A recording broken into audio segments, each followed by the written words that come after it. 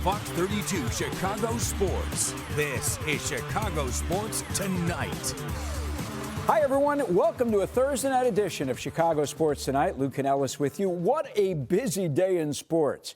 Bears buckling down, game planning a way to slow down football's most explosive offense and give Caleb Williams the opportunity to match points with the front runner for the game's MVP award. We'll hear from Cassie Carlson in just a moment from Hallis Hall. Cubs introduced Alex Bregman to the media today at Wrigley Field.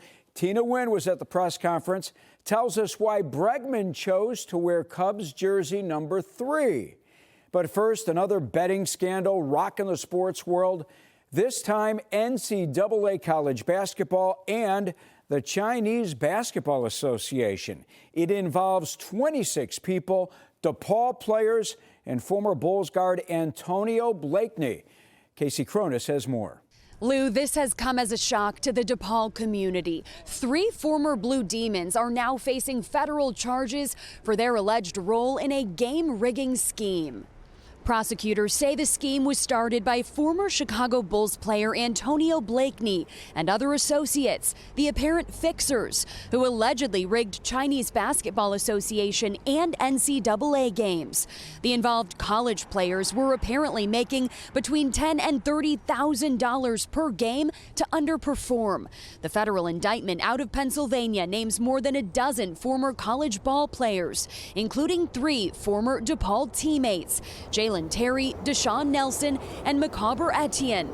The indictment states that among other incidents, in February of 2024, the scheme's fixers FaceTimed with the involved players, who agreed to rig an upcoming game against Georgetown, ensuring that DePaul did not cover the first half spread.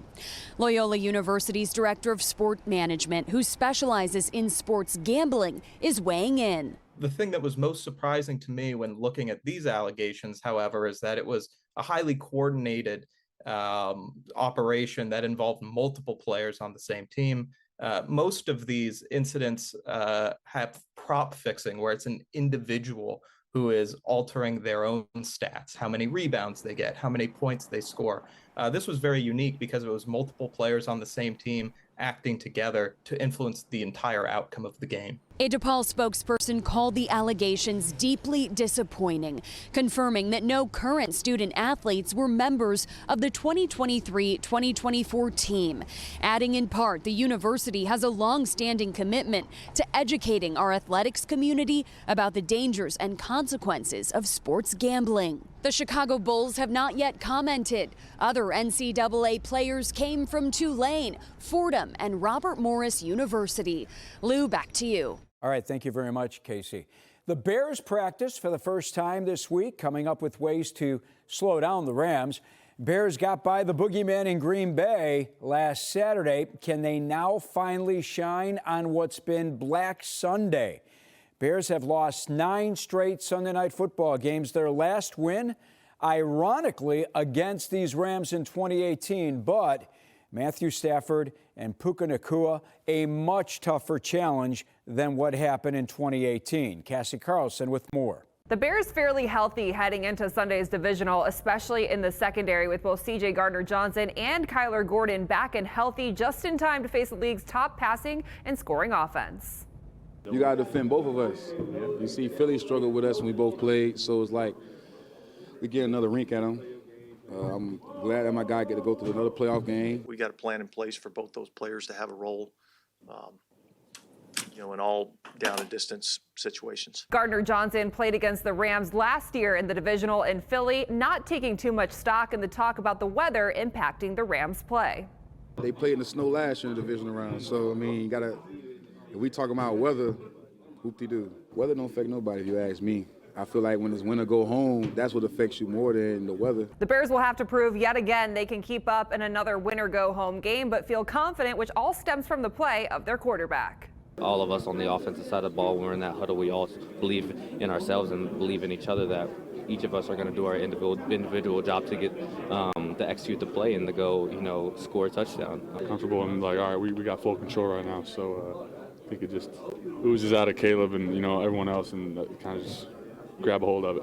And with Ozzie Trapillo out for the rest of the season, Theo Benedict is gearing up to start at left tackle, saying he is leaning on his experience from starting 8 previous games this season, getting ready to go up against a Rams defensive front that has 49 sacks this season. All right, the Cubs wanted Alex Bregman. Alex Bregman wanted the Cubs. It took over 2 months to finally happen, and when it did, Bregman, Jed Hoyer, and the rest of Chicago were dialed into the Bears' comeback over the Packers. Tina Nguyen was at Wrigley today, where Bregman was introduced. Well, the Cubs front office have made a notable move this winter, officially signing Alex Bregman, one of the top free agents in the offseason, to a 5-year, $175 million deal, one of the richest deals in Cubs history.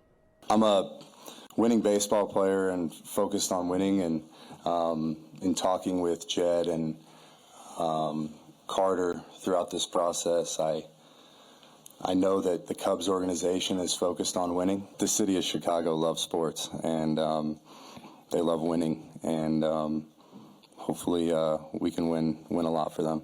A 2-time World Series champ, a Gold Glove winner, and a proven all-star hitter, Bregman brings more than just a championship resume to the Cubs. 9.5 years of great production, elite strike zone control. He's got elite, swing decisions. He pulls the ball in the air for power. He plays great defense. He plays hard every day. With Bregman at third base, the Cubs could feature as many as 3 Gold Glove winners across their infield. As for Matt Shaw, Hoyer emphasized the organization still believes in him. We have a lot of really good, really versatile players, and I think that's a positive. Moving guys around the diamond, it works, and it can work really well. The Cubs have made some major moves this winter, adding Edward Cabrera and now Alex Bregman. Bregman confirmed with us that he will be wearing the number 3 because, well, he wants to win a 3rd championship. Reporting from Wrigley Field, I'm Tina Nguyen, Fox Chicago Sports. Cassie Carlson is at Hallis Hall. She joins us now here on CST this Thursday night. Cassie, no walkthrough today, real practice? Yeah, they're out in the cold, and so what Kevin Byard said yesterday about Ben Johnson forcing them to practice outside all season, which has caused a handful of complaints with some players we learned. They're still doing it this week, but Kevin Byard was also the one to say that he feels like it's paying off as they are going to be welcomed by single-digit temperatures at Soldier Field on Sunday night. The Rams played in Carolina last weekend where it was 70-plus. Jeff Joniak told us last night on the show that his daughter, who lives in North Carolina, said it was 72 and she was going golfing. They practiced in L.A. all week where it's been in the 80s. Listen, we're all human beings. I can't help but think it will affect the Rams. What do you think? I feel the same way. We were just standing outside watching the 5 minutes of practice that we do get to watch, and although the sun is shining today in Chicago and it looks like it should be warm, it is still frigid cold out there. And when you're standing on the lakefront with those winds swirling inside Soldier Field, it's hard to get used to even as a native Chicagoan. And so for a lot of the players on the Rams, someone like Matthew Stafford, who everyone's going to wonder, can he win a cold weather game? I definitely think it does affect you. And just listening to Grady Jarrett talk yesterday, he grew up in Atlanta, played in Atlanta. He said they would go and prepare to go up to Buffalo to play the Bills, and they would always talk about all these different things that they can do to try and stay warm. But until you're out there, you have no idea how cold it is. And so even he feels like he's more acclimated to the cold weather games because he now lives in Chicago. So just being in this environment all year long, I think it does play a benefit to the Bears. What did Dennis Allen, I know the defensive coordinator, spoke to the media today. What did he have to say about a guy like Stafford? He kind of echoed exactly what Ben Johnson said, that because he's seen so much football, he has complete ownership of Sean McVay's offense, and he can manipulate defenses. And so when you have some weapons like Puka Nacua, Devontae Adams, you have a running back in Kyron Williams, they just have so many options in that McVay system that they can go to and he can check to on any given beat depending on what he sees from a defense. So here's more what Dennis Allen had to say about Matthew Stafford. Stafford makes some incredible throws from all different, arm angles, platforms, no looks, the whole thing, but trying to disrupt the timing as much as you possibly can, whether that's through your front, or your coverage. What are the keys that you say to your own players when you have a quarterback like Stafford who can manipulate a defense? Yeah, just like they're trying to get to their spots, we got to get to our spots. And understand, where those spots are on the field that we've got to make sure we defend. Sometimes that's easier said than done, but I think that's probably the biggest part of it is trying not to let him manipulate you with his eyes. And Dennis Allen talking about the front four getting pressure on him and making sure that he's not comfortable in the pocket.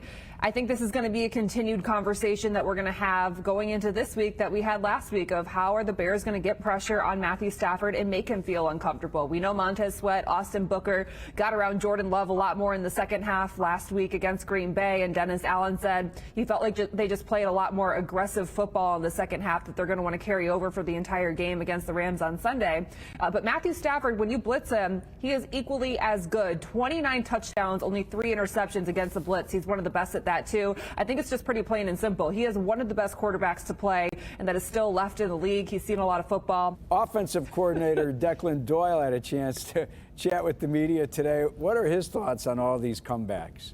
I mean, I don't think anyone inside of this Hallis Hall is fazed by them. And Declan Doyle is another one who's seen it 7 times now up close and personal. And he had a really interesting purview of the whole situation last Saturday because Declan Doyle is up in the box. So he's not on the field getting a feel for all the players and what the kind of status of the vibe is on the sidelines. He has to wait until he gets into the locker room at halftime to get a sense for how this team, like their mojo. And so he had an interesting kind of take on what he thought he was going to walk into at halftime compared to what he actually saw. So listen to what he had to say. Confidence is born of demonstrated ability. And so they've demonstrated to themselves that they can be in these tough moments and they can just keep swinging. I come down from the press box and you don't know exactly what you're walking into because you're like, okay, how are our guys going to be?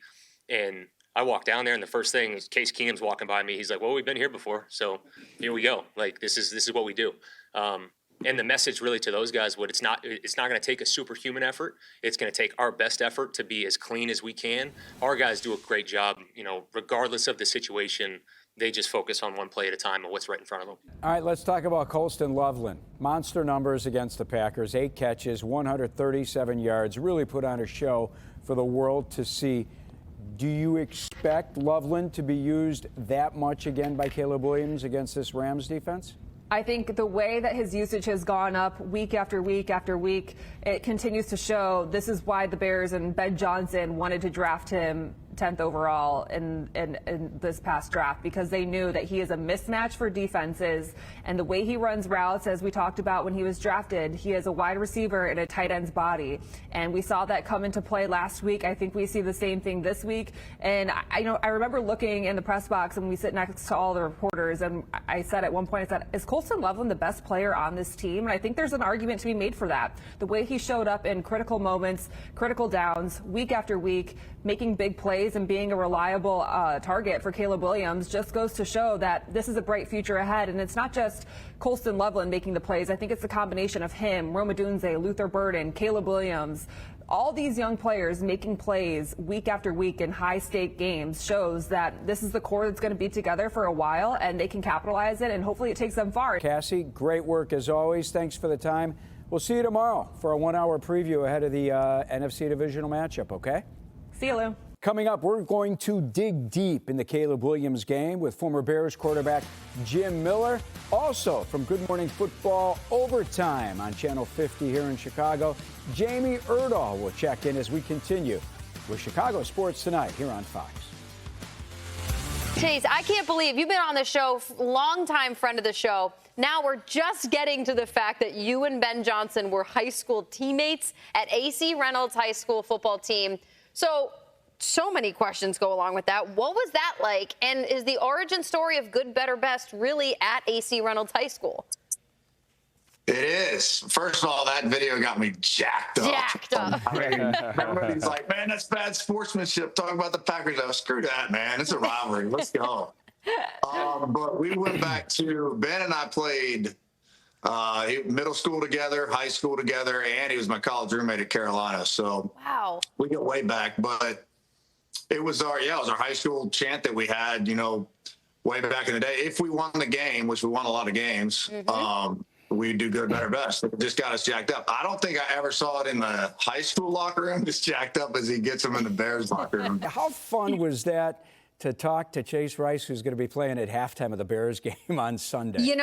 It's amazing how, Lou, the playoffs have gone on, and as our episodes on Good Morning Football Overtime roll on, we talk about fewer and fewer teams. And I got to be honest with you, even the Minnesota native in me, I'm thrilled to still have the Bears taking up a good chunk of our hour on Good Morning Football Overtime. So Chase Rice, I couldn't believe the connection, the story, the pictures, and I enjoyed having the history lesson on the good, better, best. It's beautiful, and I really thank you and the crew over there at Good Morning Football Overtime for having me as part of the show this morning. Always. I want to get into the questions. We've seen a Bears-Packers rivalry reignited, especially, not only throughout the country, but really in this town, and not just with the 3 instant classics in the regular season and the playoffs, but after the game last Saturday with Ben Johnson telling us how he really feels about the Packers and the Bears locker room afterwards, and Caleb Williams with the cheese grater on the prime said, this is great for the rivalry in Chicago and Green Bay, but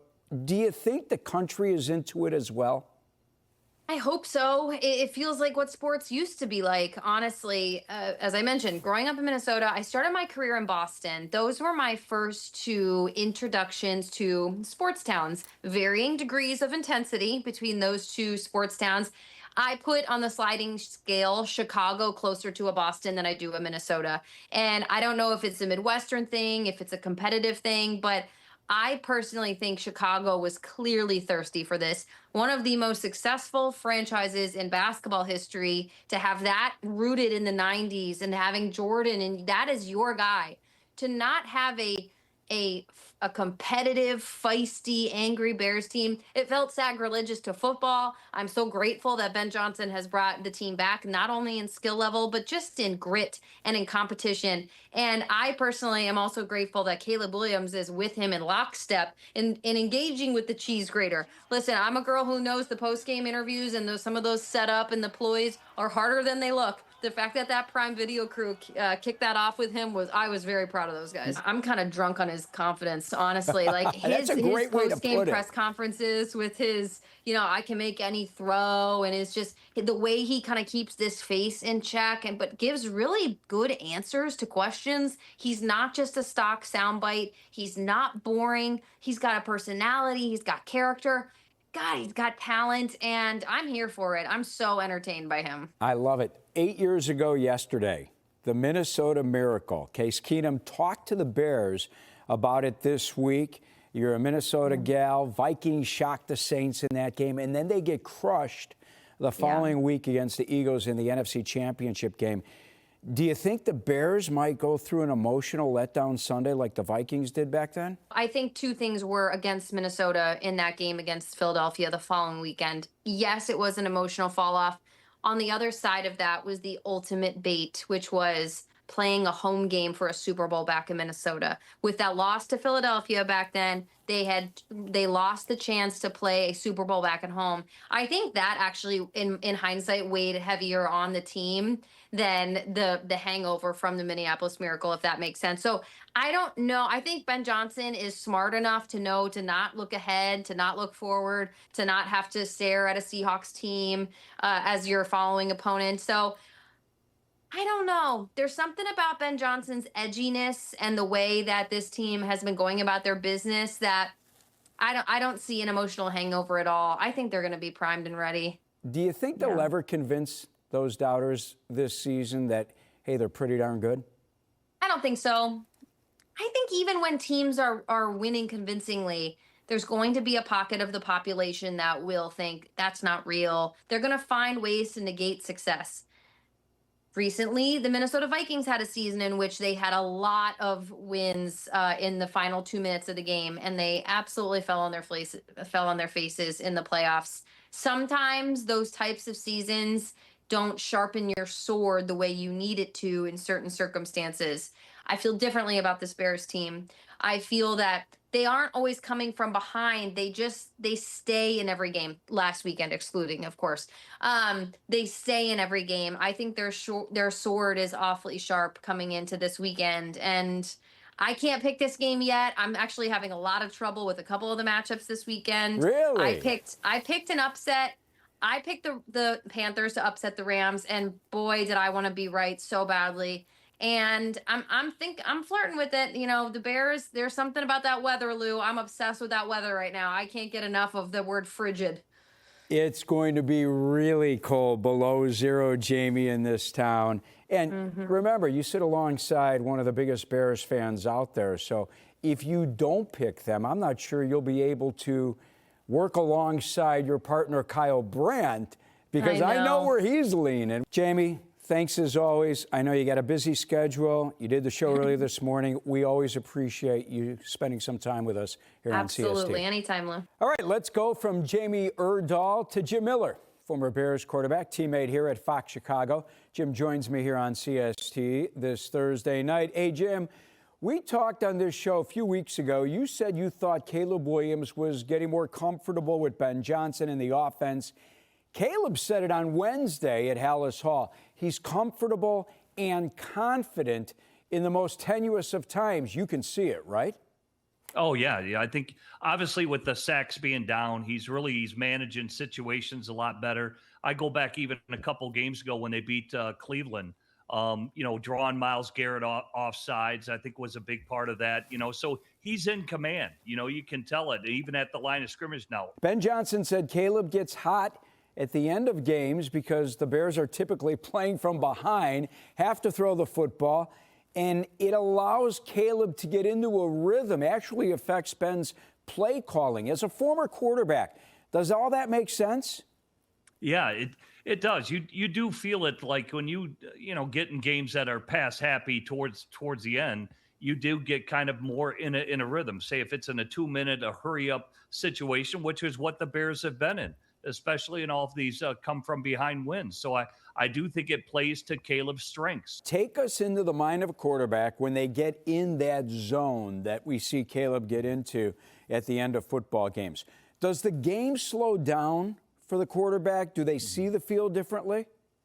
Yeah, it does. I think especially for him, when he's scrambling and doing things like that, that plays to his strengths where he can dictate a lot of things. But if it's a game like, say, where you're doing 48 pass plays, you kind of get in a rhythm. It does slow down. The pass rush starts to get slower because you're making completions and the defense starts to get worn out. And so you're actually playing faster. You're playing faster because you anticipate things a lot better. And because you're in that rhythm, that zone, so to speak, it's a great place to be. You just feel comfortable. Bears defense caused the Packers offense some problems in the second half on Saturday. It took the Bears defense a half to find out what they wanted to do and to go out and execute it. Jordan Love felt a lot of pressure. Montez Sweat, Austin Booker.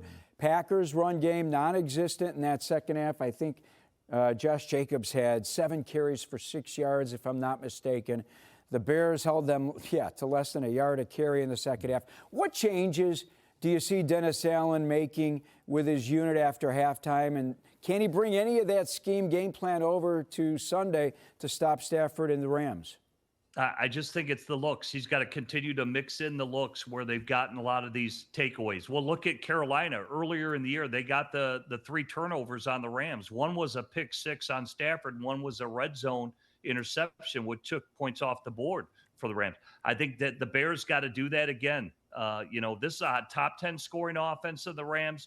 They're going to put up high 20s. The Bears are going to have to match that. So this, to me, is going to be a high-scoring game. But can the Bears do it again? Can they get a turnover or two like what Carolina did? And I think they could very easily be victorious. So this is a high-potent offense.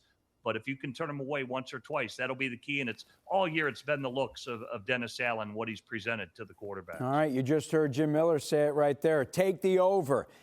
Jimmy, I've heard some say that beating the Packers in the playoffs means everything. I mean, there were people weeping in the crowd, grown men. It was an emotional win, not only for the Bears, for the players, but for the fans as well. And there are those who feel like, you know what, we're playing with house money here. Anything else this season is gravy. Do you feel the same way, or do you think that this Bears team can get to a Super Bowl and potentially win it? Well, I think why not? I think they're scoring the most points they are on offense. Defensively, they're not as stout, but they're getting the takeaways. So I don't think it's out of the realm. I think this is a different age of football where we're in the era of scoring. You have to score a lot of points. I think Ben Johnson recognized that. I mean, for the last 5 years, the Bears have averaged 18 points a game. The last couple weeks, they've been averaging over 30. So if that continues, yeah, well, why not? I think they should feel very comfortable that they've got an opportunity to do this. Again, Carolina just knocked off the Rams not even 4 weeks ago. So I think the Bears feel like they could do it too. So are the Bears going to win? I think they've got a great opportunity. Everything plays in their favor. Worried about a couple injuries. Obviously, the Billings injury, and obviously T.J. Edwards. This is a potent offense, and they're going to need everybody on hand to really slow this group down. We'll talk to you again next week when the Bears are getting ready for the NFC Championship game. All right, buddy? All right, my friend. All right, Jim Miller joining us. I love Jim. Jim's like a brother, been part of the Fox team for a long time. Special thanks to Jim, Cassie Carlson, Casey Cronus for her report on the DePaul situation, the basketball scandal, and Jamie Erdahl from Good Morning Football Overtime. Friday, special 1-hour edition of Chicago Sports Tonight. Cassie, Tina, 670 The Score's David Haw. They'll all join me. We'll get you ready for the NFC divisional matchup between the Bears and the Rams. Till then, see ya.